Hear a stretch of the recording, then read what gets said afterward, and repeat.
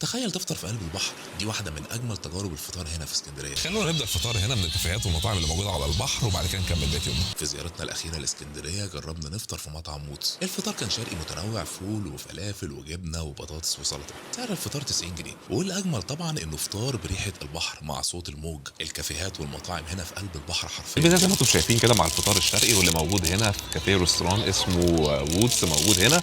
طبعا طلبنا فطار شرقي عادي، والسعر بتاعه على فكرة بيعتبر مقارب للمطاعم الخارجية.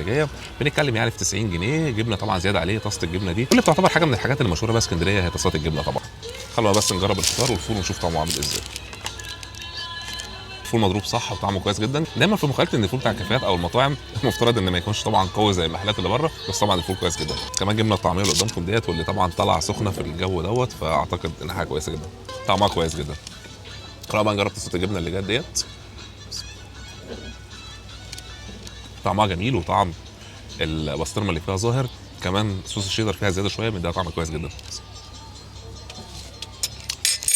الاوردر كمان مع السلطه ديت وبطاطس فرايز وجايه سخنه.